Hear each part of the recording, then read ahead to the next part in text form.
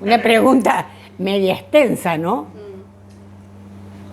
Tengo que pensar, porque digamos, esa es una pregunta que tiene que ver con un aspecto ideológico y con un aspecto político. La transformación no se produce por obra y arte del Espíritu Santo ni viene del cielo. Es una lucha que tenemos que dar todos. Entonces hay que plantearse cómo hacemos la unidad, cómo nos organizamos para enfrentar, porque el enemigo hoy es muy, muy grande, es muy poderoso. Entonces tenemos que tener muchos elementos para eso. No sé si estoy respondiendo a la pregunta, porque me quedaron elementos de la pregunta que voy a hacer, que es muy compleja, digamos, la transformación. Yo que soy de los 70 y creía en un proceso de transformación, mira dónde estamos, entonces, y con lo que ha pasado hoy en el poder y en la Argentina es más grave todavía.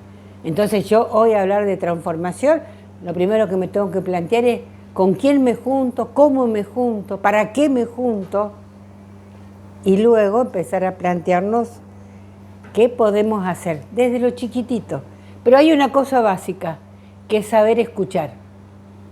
Si nos podemos escuchar, a lo mejor podamos unirnos. Mirá lo que estoy diciendo. Eso nada más. Ni siquiera llego a la transformación.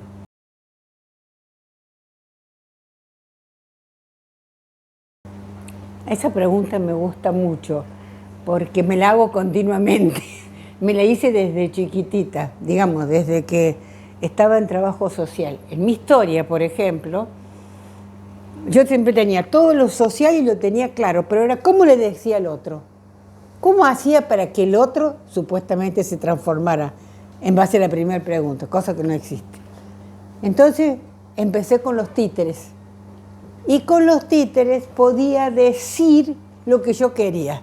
Entonces la primera obra de teatro que hice con los títeres fue una crítica a la escuela tradicional.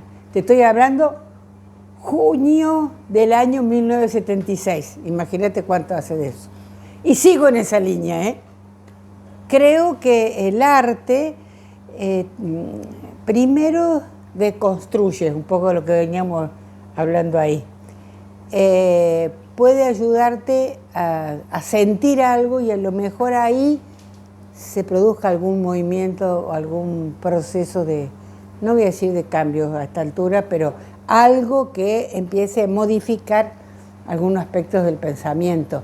Si vos vas a ver una obra de teatro que te llega o vas al cine, ¿no es cierto? Vos llorás y ahí sentís, en ese momento que sentís, algo en el interior se produce.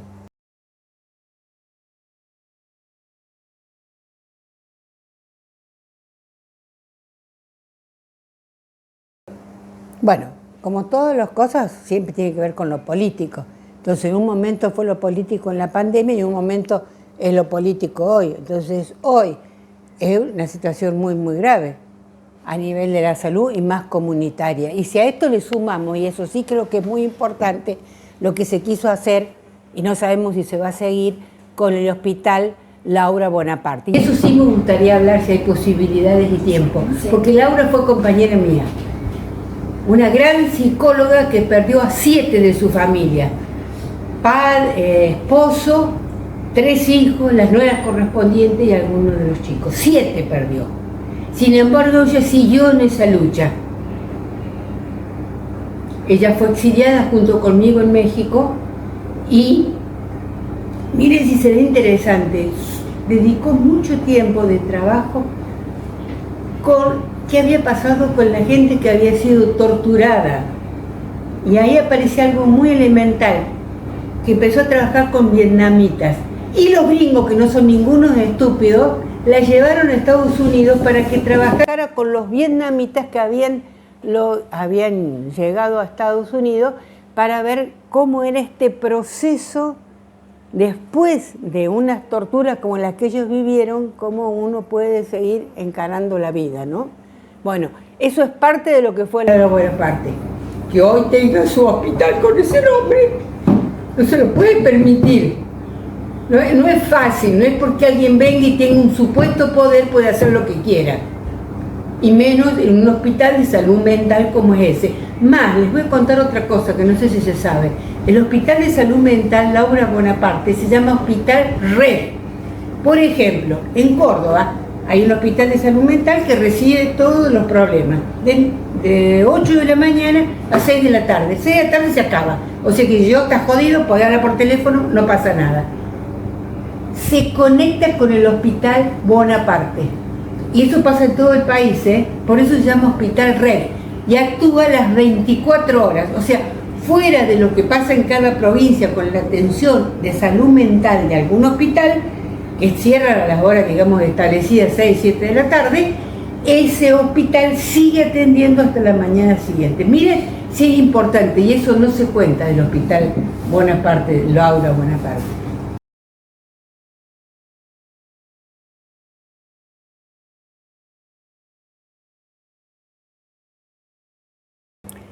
Sí, una de las cosas más, pero, digamos, lo que yo veo en las capacitaciones a los trabajadores sociales es que hacen 20 tareas para poder subsistir. Entonces tienen que tener un trabajo, otro trabajo, otro trabajo, porque si no, no llegan. Eso es un problema muy grave porque, digamos, llevamos a una situación de gran ansiedad, no hay un tiempo para pensar, tiempo para reflexionar, menos tiempo para pensar sobre su propia práctica, ¿no es cierto?